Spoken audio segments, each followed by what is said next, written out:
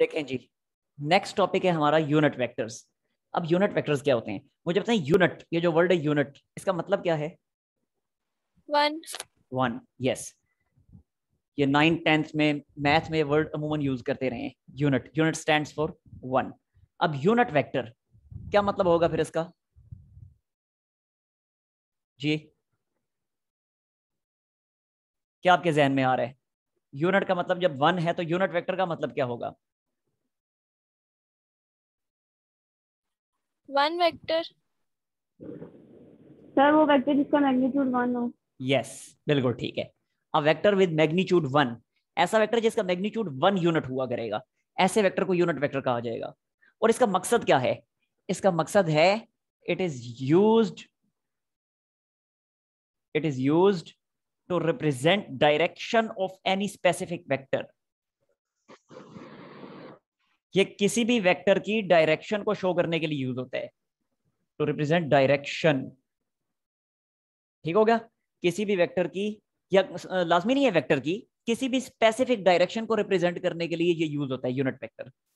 ठीक हो गया? अब जैसे मिसाल के तौर पे, अब हमें पता है कि वेक्टर जो है वो दो चीजों से मिलकर बनता है। एक होता है मैग्नीट्यूड और दूसरी होती है डायरेक्शन। तो अब जब मैथमेटिकली हम लिखेंगे वेक्टर्स को, तो मैथमेटिकली लिखने का जो तरीका है वो इस टॉपिक में अब आपको बताया जाएगा। और इस पॉइंट ऑफ व्यू से एक बहुत इंपॉर्टेंट टॉपिक है, ना सिर्फ इस चैप्टर के लिहाज से बल्कि थ्रू आउट। अब जब तक आप फिजिक्स पढ़ते रहेंगे ये यूनिट वेक्टर बार बार यूज होता रहेगा। ठीक है? तो इसलिए अब इसके मुतालिक कॉन्सेप्ट्स आपके क्लियर होने चाहिए।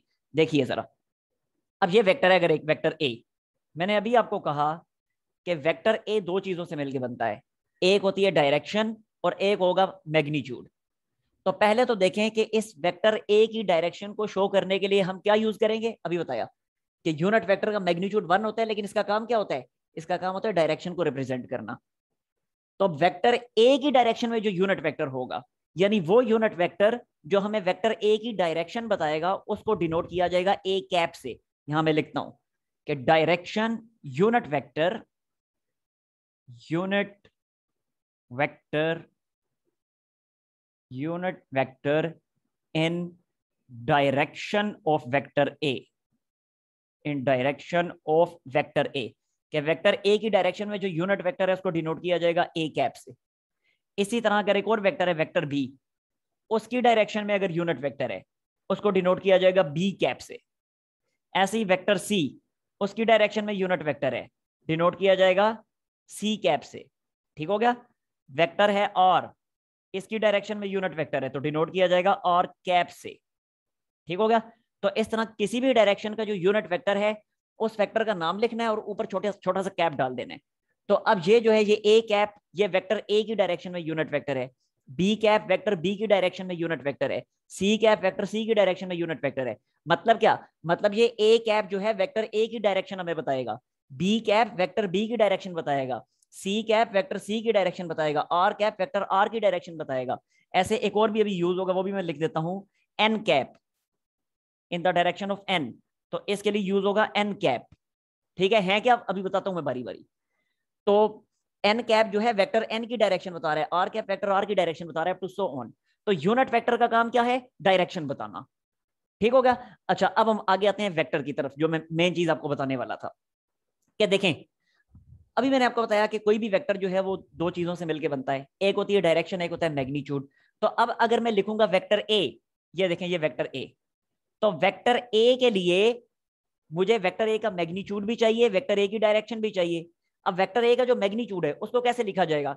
हमें पता है कि किसी भी चीज के मैग्नीट्यूड को कैसे लिखा जाता है। जैसे आपने सीख लिया 9th क्लास में कि अगर -3 का मैग्नीट्यूड है तो इस -3 के मैग्नीट्यूड को कैसे लिखा जाता था? देखें, मैग्नीट्यूड, मैग्नीट्यूड ऑफ -3 कैसे लिखा जाता था? ऐसे, -3 और साथ दो स्ट्रेट लाइन, जिसका मतलब होता है मैग्नीट्यूड मॉड। ठीक है, मॉडुलस। अच्छा, इसी तरह कोई भी नंबर है, अब अगर मैग्नीट्यूड ऑफ 5 है सपोज, तो कैसे लिखा जाता है? 5 मॉड। तो अब ऐसे ही वेक्टर ए का अगर मैंने मैग्नीट्यूड लिखना है तो क्या लिखूंगा? ये लिखा मैंने वेक्टर और ये दो स्ट्रेट लाइंस डाल दी, इसका मतलब है मैग्नीट्यूड ऑफ ए। ठीक हो गया? लेकिन मैं वेक्टर ए लिखना चाहता हूं ना, अभी तो मैंने सिर्फ वेक्टर ए का मैग्नीट्यूड लिखा है, अब वेक्टर ए की डायरेक्शन भी तो लिखनी है। तो अभी आपको बताया कि वेक्टर ए जो है उसकी डायरेक्शन में यूनिट वेक्टर, यानी वेक्टर ए की डायरेक्शन को रिप्रेजेंट करने के लिए यूनिट वेक्टर कौन सा होता है? A cap. तो अब वेक्टर ए की डायरेक्शन लिखनी है तो ये मैंने लिख दिया ए कैप। ए कैप का मतलब वेक्टर ए की डायरेक्शन। ठीक हो गया? तो इस तरह कोई भी वेक्टर है वो अपने मैग्नीट्यूड और अपनी डायरेक्शन से बनता है। इसी तरह एक और वेक्टर में लिखता हूं, फिर वेक्टर बी। क्या लिखा जाएगा इसको? वेक्टर बी का magnitude into unit vector of B. ऐसे ही वेक्टर सी कैसे लिखा जाएगा? वेक्टर सी का magnitude into unit vector of C, up to so on, ऐसे ही चलता चला जाएगा। ठीक हो गया? अच्छा, अब एक और चीज मैंने अभी आपको बताया। सर ये समझ एक नहीं मिनट, आया। अभी समझ आता है, थोड़ा सब्र कर लें, अभी मजीद में आगे चल रहा हूं ना, उसके बाद समझ ना आया तो फिर पूछिएगा। अच्छा, अब जरा मजीद देखिएगा आगे, मजीद जरा देखिएगा कि अभी मैंने आपको बताया कि यूनिट वेक्टर जो है वो डायरेक्शन को रिप्रेजेंट करने के लिए यूज होता है। सिर्फ वेक्टर की डायरेक्शन नहीं, कोई भी डायरेक्शन, किसी भी डायरेक्शन की रिप्रेजेंटेशन के लिए यूनिट वेक्टर यूज होता है। यही मैंने कहा था, अ वेक्टर विद मैग्नीट्यूड 1, ऐसा वेक्टर जिसका मैग्नीट्यूड 1 हो और डायरेक्शन को रिप्रेजेंट करने के लिए यूज हो, that is called unit vector. अब जरा देखिएगा कि एक्स एक्सिस के अलोंग या एक्स एक्सिस की डायरेक्शन को रिप्रेजेंट करने के लिए यूनिट वेक्टर जो यूज होगा उसे क्या कहेंगे? तो देखें, unit vector along positive x axis, along positive x axis के पॉजिटिव एक्स एक्सिस के अलोंग यूनिट वेक्टर को डिनोट किया जाता है आई कैप से। ठीक है? ऐसे ही unit vector along positive Y axis, Y axis के अलोंग जो यूनिट वेक्टर होता है उसको डिनोट किया जाता है जे कैप से। ऐसे ही जी एक्सिस के अलोंग यूनिट वेक्टर को डिनोट किया जाता है के कैप से।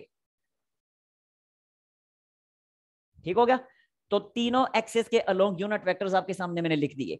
मतलब कि अगर एक वेक्टर, सपोज करें एक वेक्टर एक्स एक्सिस के अलोंग है, तो उस वेक्टर का यूनिट वेक्टर क्या होगा? आई कैप। लिख के दिखाता हूं मैं। अब मैं यहां पे लिखता हूं, सपोज करें डिस्प्लेसमेंट एक वेक्टर है, तो मैं लिखता हूं displacement of 3 metres along X axis. X axis की डायरेक्शन में अगर 3 मीटर का डिस्प्लेसमेंट है, तो डिस्प्लेसमेंट तो है वेक्टर क्वांटिटी, तो जब वेक्टर क्वांटिटी है तो इसका मैग्नीट्यूड भी चाहिए, इसकी डायरेक्शन भी चाहिए। तो देखें, मैग्नीट्यूड हमें यहां से मिल गया, खुद ही उसने बता दिया, और डायरेक्शन यहां से मिल गई। जब कह दिया अलोंग एक्स एक्सिस, तो इसका मतलब है उसका यूनिट वेक्टर हुआ आई। तो जब मैं अब इस डिस्प्लेसमेंट को लिखूंगा वेक्टर फॉर्म में, तो वो ये लिखा जाएगा, ये लिखा मैंने उसका मैग्नीट्यूड, इसी रूल के अकॉर्डिंग। ये वेक्टर है तो कैसे लिखना है? मैग्नीट्यूड और साथ में उसका यूनिट वेक्टर।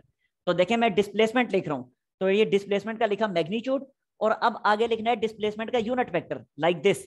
तो डिस्प्लेसमेंट क्योंकि एक्स एक्सिस के अलोंग है तो यूनिट वेक्टर होगा आई, तो ये मैंने लिख दिया 3i। ठीक है? तो ये डिस्प्लेसमेंट वेक्टर क्वांटिटी है, तो उसको मैंने वेक्टर फॉर्म में लिख दिया। ये होती है वेक्टर फॉर्म, जो अब आगे थ्रू आउट बार बार यूज होगी। मजीद एग्जांपल देखें। अब मैं लिखता हूं फोर्स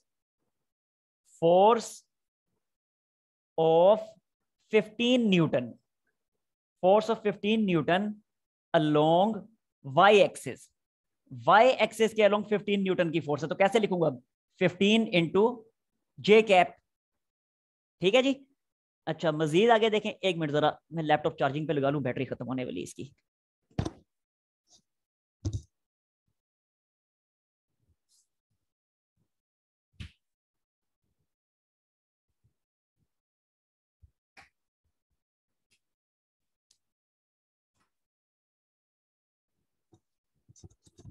अच्छा जी, देखें अब आगे मजीद। ये फोर्स है 15 न्यूटन की अलोंग वाई एक्सिस। अच्छा, अब इसी तरह एक और कोई मैं वेक्टर ले लेता हूं। सपोज करें मैं ले लेता हूं एक्सलरेशन ले लेता हूं। चलें, मैं लिखता हूं भाई 8 एक्सलरेशन ऑफ 8 मीटर पर सेकेंड, एक्सलरेशन ऑफ 8 मीटर पर सेकेंड अलोंग जी एक्सिस के, जी एक्सिस के अलोंग 8 मीटर पर सेकेंड स्क्वायर का जो एक्सलरेशन है।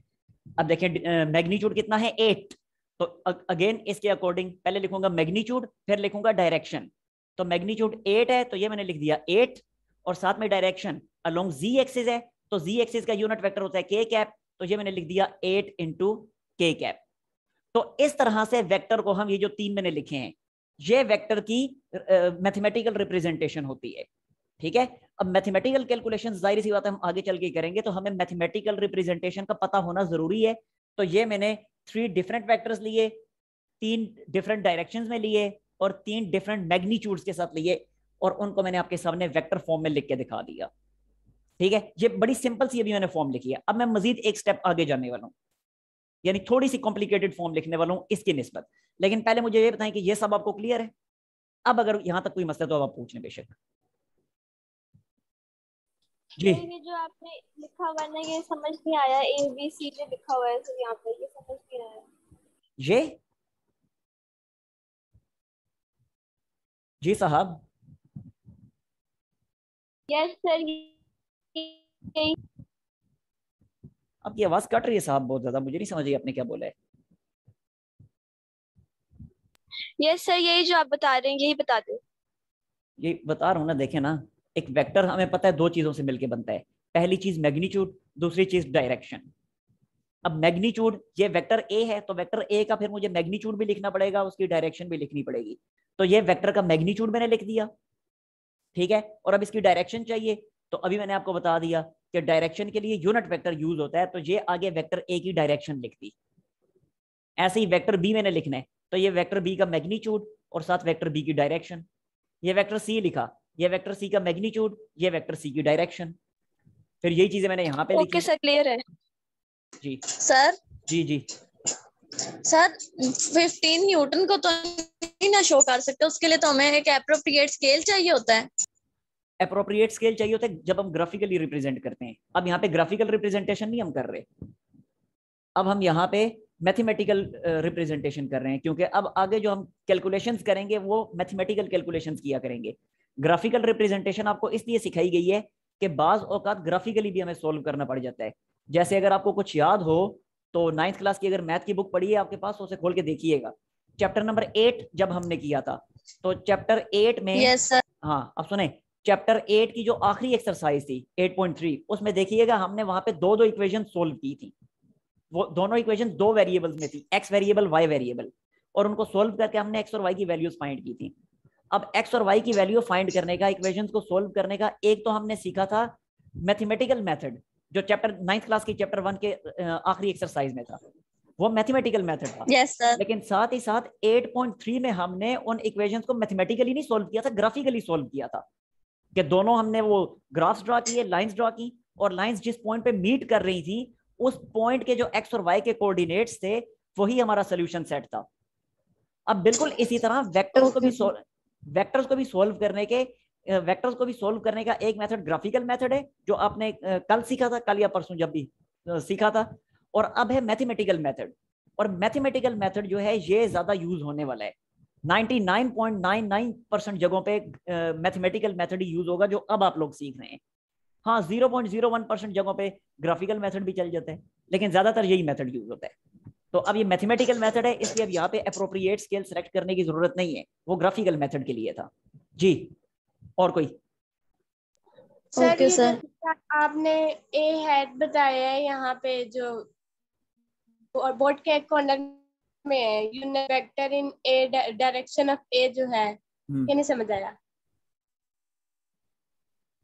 ये समझने वाली चीज ही नहीं है, ये तो याद रखने वाली चीज है, ये तो इन्फॉर्मेशन है। हाँ? मैं बता रहा हूँ कि वेक्टर ए की डायरेक्शन में जो यूनिट वेक्टर है उसको डिनोट किया जाता है ए कैप से, वेक्टर बी की डायरेक्शन में जो यूनिट वेक्टर है उसको बी कैप से, वेक्टर सी की डायरेक्शन में यूनिट वेक्टर सी कैप से, अप टू सो ऑन। ये तो इन्फॉर्मेशन है। सर मेन डिफरेंस क्या होता है जो ए हैट है और जो ये वेक्टर बना हुआ है, इसके ऊपर एरो बना हुआ है? इनमें डिफरेंस ये होता है कि ये देखें जरा, अब ये डिस्प्लेसमेंट जो है 3 मीटर, अब ये जो मैंने लिखा हुआ है इसका मैग्नीट्यूड कितना है, इसका मैग्नीट्यूड कितना है? 3। अब इस डिस्प्लेसमेंट का मैग्नीट्यूड 3 है, लेकिन इस डिस्प्लेसमेंट के यूनिट वेक्टर का मैग्नीट्यूड 1 यूनिट होगा, यही तो लिखा था, अ वेक्टर विद मैग्नीट्यूड 1। आई समझ? वेक्टर का अपना मैग्नीट्यूड 1 से बड़ा भी हो सकता है, लेकिन उसी वेक्टर की डायरेक्शन में जो यूनिट वेक्टर होगा उसका मैग्नीट्यूड लाजमी तौर पे 1 यूनिट से ज्यादा कभी नहीं हो सकता, ना कम हो सकता है, एग्जैक्टली 1 यूनिट होगा। आई समझ? सर यूनिट वेक्टर भी एक वेक्टर है, तो उस वेक्टर की डायरेक्शन और ये जो दूसरा ए वेक्टर है इसकी डायरेक्शन क्या मतलब सर, समझ नहीं आई। यूनिट वेक्टर जो है वो डायरेक्शन की रिप्रेजेंटेशन के लिए यूज होता है ना। तो जब वेक्टर ए की डायरेक्शन में रिप्रेजेंट करूंगा तो साथ में वेक्टर वेक्टर दो चीजों से मिलकर बनता है, मैग्नीट्यूड डायरेक्शन। तो पहले मैग्नीट्यूड लिखूंगा और साथ ही साथ उसकी डायरेक्शन भी लिखूंगा। तो मैग्नीट्यूड के लिए ये मैंने लिखा मैग्नीट्यूड और ये लिखी डायरेक्शन। इसीलिए तो एग्जांपल्स आपके सामने रखी हैं कि डिस्प्लेसमेंट अगर 3 मीटर का अलोंग एक्स एक्सेस, तो मुझे इसका मैग्नीट्यूड डायरेक्शन दोनों चाहिए ना। तो देखें ये मैंने इसका लिखा मैग्नीट्यूड और साथ अब डायरेक्शन चाहिए। तो क्योंकि वो एक्स एक्सिस के अलोंग है तो साथ डायरेक्शन के लिए यूनिट वेक्टर लिख दिया आई कैप। ठीक हो गया। इसी तरह फोर्स और एक्सेलरेशन के लिए कैप है वो डायरेक्शन को शो करता है। क्या हुआ? ए कैप डायरेक्शन को शो करता है। यस बिल्कुल। बस आगे चलूंगा। तो सर हम इसके ऊपर ये क्यों नहीं कह सकते कि बस ए कैप जो या बी कैप जो भी है वो वेक्टर की डायरेक्शन है, ये क्यों कहते हैं कि ये एक वेक्टर है जिसका मैग्नीट्यूड 1 है। वजह उसकी ये है, यूनिट वेक्टर को इंट्रोड्यूस करवाने की जरूरत इसलिए पेश आई कि हमें बहुत सारी जगहों पे वेक्टर की डायरेक्शन का इस तरीके से डायरेक्टली तो नहीं पता होगा ना। हमें यह बता दिया जाएगा कि वेक्टर जो है वो सपोज करें हमें कह दिया जाता है वेक्टर एक्स एक्सिस के अलोंग है। तो जब एक्स एक्सिस के अलोंग है तो अब वेक्टर की अपनी डायरेक्शन हम कैसे रिप्रेजेंट कर सकते हैं? वेक्टर की अपनी डायरेक्शन उसी सूरत में रिप्रेजेंट हो सकेगी कि जब एक्स एक्सिस का एक अप्रोप्रिएट यूनिट वेक्टर ले लिया जाए और फिर कहा जाए कि एक्स एक्सिस का क्योंकि यूनिट वेक्टर आई है और वेक्टर भी क्योंकि एक्स एक्सिस के अलोंग है इसलिए वेक्टर का भी यूनिट वेक्टर आई है। ठीक है, तो इसलिए फिर हम लिख देंगे एक्स एक्सिस के अलोंग जो है वो बन गया 3i। हाँ जी सर वो जो यूनिट वेक्टर का 1 डायमेंशन होगा वो और जो वेक्टर का मैग्नीट्यूड होगा ये दोनों प्लस हो जाएंगे। यूनिट वेक्टर का नहीं प्लस तो नहीं होगी, ये तो मल्टीप्लाई हो रहे हैं 3i। इसका मैग्नीट्यूड i का अपना मैग्नीट्यूड 1 है तो 1 3 से मल्टीप्लाई होकर 3 तो रहेगा, उसको तो कोई फर्क नहीं पड़ने वाला। ठीक हो गया? Okay sir. अच्छा अब यस जरा सर। ओके अब जरा मजीद कॉम्प्लिकेटेड स्टेप्स की तरफ चलते हैं, थोड़े से कॉम्प्लिकेटेड, ज्यादा कॉम्प्लिकेटेड नहीं, यानी मजीद हायर लेवल की तरफ चलते हैं। अच्छा अभी तक तो देखें ये जो मैंने 3 वेक्टर्स लिखे तीनों 1 डायमेंशनल थे, यानी सिर्फ एक ही डायमेंशन में थे। ये किसके अलोंग था? एक्स एक्सिस के, ये अलोंग था वाई एक्सिस के, ये अलोंग था जी एक्सिस के, तीनों अपने अपने तौर पे 1 डायमेंशनल थे। अब हम 2 डायमेंशनल फॉर्म की तरफ आते हैं कि सपोज करें वंस अगेन सपोज करें कि एक्स एक्सिस वाई एक्सिस और यहाँ एक वेक्टर है। अब ये वेक्टर जो है ये 1 डायमेंशनल नहीं है, ना तो ये मुकम्मल तौर पे एक्स एक्सिस के अलोंग है ना ये मुकम्मल तौर पे वाई एक्सिस के अलोंग है, बल्कि एक्स और वाई एक्सिस मिलके जो प्लेन बना रहे हैं, एक्स और वाई मिलके जो प्लेन कंस्ट्रक्ट कर रहे हैं, ये वेक्टर उस प्लेन के अंदर लाई करता है। ठीक हो गया? तो अब जब हम इस वेक्टर को लिखेंगे मैथमेटिकली तो अब एक्स का भी यूनिट वेक्टर लिखना पड़ेगा, वाई का भी यूनिट वेक्टर लिखना पड़ेगा। ठीक हो गया? अब सपोज करें कि वेक्टर जहां पे जाके एंड होता है, एक मिनट में जरा इधर करके डायग्राम ड्रॉ कर देता हूं ताकि क्लियरली आपको दिखाई दे, आगे मैंने लिखना भी है। देखें जी, सपोज करें कि ये वेक्टर जहां पे आके एंड हो रहा है, ये वाला जो पॉइंट है, इस पॉइंट के जो कोऑर्डिनेट्स हैं लेट सपोज वो है 4 and 3। तो अब इस वेक्टर को जब मैं मैथमेटिकल फॉर्म में लिखूंगा, वेक्टर है सपोज करें वेक्टर का नाम है ए, तो अब इस वेक्टर को जब मैथमेटिकल फॉर्म में मैं लिखूंगा तो मैं ऐसे लिखूंगा A is equal to X axis के अलोंग जो इसका कंपोनेंट बन रहा है, एक्स एक्सिस के अलोंग जो इसका कोऑर्डिनेट बन रहा है, एक्स कोऑर्डिनेट वो कितना है? वो है 4। तो लिखूंगा 4 और साथ ही साथ एक्स एक्सिस का यूनिट वेक्टर, क्योंकि वेक्टर दो चीजों से मिलकर बनता है, मैग्नीट्यूड डायरेक्शन। तो एक्स एक्सिस के अलोंग यूनिट वेक्टर क्या है? I cap. तो ये मैं लिखूंगा 4i कैप, फिर डालूंगा प्लस का साइन और इसके बाद वाई एक्सिस के अलोंग जो इसका कोऑर्डिनेट बनता है वो बनता है 3 और वाई एक्सिस का जो यूनिट वेक्टर होता है वो होता है j, तो इसको लिखा जाएगा +3j। ठीक है, एक स्टेप हम ऊपर आ गए, पहले 1 डायमेंशनल में थे अब 2 डायमेंशनल में आ गए। तो 2 डायमेंशनल में फिर इसको इस तरह से लिखा जाएगा कि जो भी वेक्टर का एक्स कोऑर्डिनेट होगा वो एक्स कोऑर्डिनेट लिखेंगे और साथ एक्स एक्सिस का यूनिट वेक्टर, प्लस का साइन डालेंगे, फिर जो भी वेक्टर का वाई कोऑर्डिनेट होगा वो लिखेंगे और साथ ही साथ वाई एक्सिस का यूनिट वेक्टर। और जब 3 डायमेंशनल में जाएंगे तो आगे एक और यूनिट वेक्टर आ जाएगा। ठीक हो गया, इतनी चीज क्लियर? सर यूनिट वेक्टर का सिंबल क्या होता है? यूनिट वेक्टर का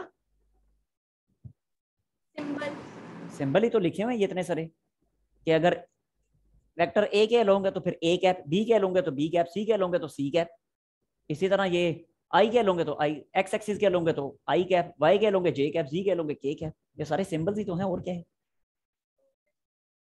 ठीक हो गया, ये चीज क्लियर? आगे चलूं? हाँ जी। सर ये जो सी आपने वैल्यूज लिखी है unit vector along positive X axis, हाँ, ये मतलब हमेशा सेम ही रहती है? यूनिट वेक्टर अलोंग, हाँ, एक्स एक्सिस का यूनिट वेक्टर हमेशा आई होता है, वाई एक्सिस का जे होता है, जी एक्सिस का के होता है। ठीक है। अच्छा अब जरा देखें, अब ये मैं एक तीसरी एग्जांपल ले रहा हूँ, मजीद एक स्टेप आगे, कि अब एक वेक्टर है जो प्लेन में नहीं है बल्कि स्पेस में आ गया। अब देखें एक्स एक्सिस भी है, वाई भी है, जी भी है, अब स्पेस में आ गए हम।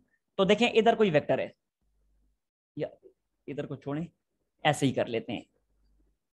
अब ये वाला जो पॉइंट है ना जहां पे आके ये वेक्टर एंड हो रहा है, ये स्पेस में है। अब देखने में आपको प्लेन में लग रहा है, ज़ाहिर यहाँ पे मैं स्पेस ड्रॉ तो नहीं कर सकता, तो ये असल में ये पॉइंट स्पेस में है। अब इसके जो कोऑर्डिनेट्स हैं, सपोज करें वो है एक्स कोऑर्डिनेट है 4, वाई कोऑर्डिनेट है लेट्स सपोज 5 है, और जी कोऑर्डिनेट 2 है। तो अब जब इस पॉइंट पी का में, और ये जो पूरा वेक्टर है, इस वेक्टर को मैं नाम दे देता हूँ वेक्टर बी का। तो अब जब ये वेक्टर बी में लिखूंगा, तो अब इसका एक्स कोऑर्डिनेट, साथ में एक्स एक्सिस का unit vector, Y coordinate, Y axis का unit vector, Z coordinate, Z axis का यूनिट वेक्टर। ठीक है, तो देखें एक्स कोऑर्डिनेट है 4, ये लिखा 4, और साथ एक्स एक्सिस का यूनिट वेक्टर आई कैप, प्लस का साइन। फिर लिखेंगे वाई कोऑर्डिनेट जो कि है 5, और साथ में वाई एक्सिस का यूनिट वेक्टर, प्लस का साइन। फिर लिखेंगे जी कोऑर्डिनेट, और साथ में जी एक्सिस का यूनिट वेक्टर। ठीक हो गया। तो इस तरीके से वेक्टर्स को मैथमेटिकली लिखा जाता है। अब मुझे बताएं, ये पूरा टॉपिक क्लियर? कोई मसला इसमें? ये समझ में नहीं आ रहा है जो ये सारे लिखे हैं सर, शुरू से डेफिनेशन वगैरह समझ नहीं आई, ये समझ आ गया एंड वाला। डेफिनेशन समझ नहीं आई तो एंड वाला कैसे समझ आ गया आपको? स्टार्ट ही जब डेफिनेशन से होगा तो डेफिनेशन में क्या चीज आपको नहीं समझ आ रही? ऐसा वेक्टर जिसका मैग्नीट्यूड 1 यूनिट हो और डायरेक्शन की रिप्रेजेंटेशन के लिए यूज हो, that is called unit vector. इसमें कौन सी ऐसी चीज है? सर जो आपने 3 आई कैप लिखा हुआ है सर, इस 3 में मैग्नीट्यूड 1 तो नहीं होगा? यहाँ पे मैंने कब कहा है कि मैग्नीट्यूड 1 है? मैं तो कह रहा हूँ अब यहाँ पे वेक्टर कौन सा है? ये वेक्टर मैंने लिया यहाँ पे डिस्प्लेसमेंट, इस जगह पे ये वेक्टर जो है ये डिस्प्लेसमेंट है। तो कहीं पे मैंने कहा है कि ये डिस्प्लेसमेंट यूनिट वेक्टर है। यहाँ पे तो डेफिनेशन में तो कहा हुआ है कि यूनिट वेक्टर का मैग्नीट्यूड 1 होता है। यूनिट वेक्टर की डेफिनेशन है तो कहा जा रहा है कि यूनिट वेक्टर का मैग्नीट्यूड 1 होता है। यहाँ पे मैंने कहीं पे कहा है कि डिस्प्लेसमेंट यूनिट वेक्टर है। तो जब डिस्प्लेसमेंट यूनिट वेक्टर नहीं है तो इसका मैग्नीट्यूड कैसे 1 यूनिट हो सकता है? यहाँ पे तो कहा जा रहा है कि डिस्प्लेसमेंट का मैग्नीट्यूड 3 मीटर है। यहाँ पे तो क्वेश्चन में क्या दिया गया कि डिस्प्लेसमेंट का मैग्नीट्यूड 3 मीटर है, तो फिर यहाँ पे इसका मैग्नीट्यूड 3 लिखना पड़ेगा मुझे। यहाँ पे क्वेश्चन में क्या दिया गया कि इस फोर्स का मैग्नीट्यूड 15 न्यूटन है, तो आंसर में मुझे 15 लिखना पड़ेगा मैग्नीट्यूड में। क्वेश्चन में क्या दिया गया कि एक्सेलरेशन का मैग्नीट्यूड 8 मीटर है, तो आंसर में 8 लिखना पड़ेगा। जो यूनिट वेक्टर होते हैं उनका मैग्नीट्यूड 1 यूनिट होता है। जैसे आई कैप का मैग्नीट्यूड 1 होगा, बी कैप का, सी कैप का, आर कैप का, एन कैप का, आई कैप, जे कैप, के कैप, इन सब के मैग्नीट्यूड 1 यूनिट होंगे, ये कहा जा रहा है। आगे बात सर अगर डिस्प्लेसमेंट ऑफ 1 मीटर अलोंग हो, displacement of 1 metre along X X, तो ये हो जाएगा, ये देखें जरा, displacement of 1 metre along X axis, तो ये लिखा जाएगा 1 अलोंग एक्स एक्सिस, तो 1 इंटू आई कैप, तो ओवरऑल क्या बनेगा? सिर्फ आई कैप, बस खत्म। तो ये तो यूनिट वेक्टर होगा ना? तो यूनिट वेक्टर ये ना। और हम लोग ये कहेंगे कि जो 3 आई हैट है ये नहीं है हमारे पास unit vector. 3 I unit vector नहीं है, आई यूनिट वेक्टर है, क्योंकि आई का मैग्नीट्यूड 1 यूनिट है। यहाँ पे मैं लिख भी देता हूँ, चलें ये चीज मैं यहाँ लिख भी देता हूँ कि जो यूनिट वेक्टर्स हैं, आई कैप का मैग्नीट्यूड, ऐसे ही जे कैप का मैग्नीट्यूड, के कैप का मैग्नीट्यूड, ये तमाम मैग्नीट्यूड्स कितने हैं? 1 यूनिट। इस और भी जितने भी यूनिट वेक्टर हैं, सिर्फ यही 3 नहीं, जो भी यूनिट वेक्टर होगा उसका मैग्नीट्यूड 1 यूनिट ही हुआ करेगा। ठीक है, तो अब ये 3i यूनिट वेक्टर थोड़ी है, ये किधर से यूनिट वेक्टर है, इसका तो मैग्नीट्यूड सामने लिखा हुआ है 3 है, तो ये तो यूनिट वेक्टर ना हुआ ना, उसके साथ जो i लिखा हुआ है 3 के साथ वो यूनिट वेक्टर है। क्लियर? यस सर क्लियर है। चलें अच्छा फिर सर जल्दी आई कैसे यूनिट वेक्टर है? जल्दी से स्क्रीनशॉट ले लें। सर उसके साथ 3 तो है।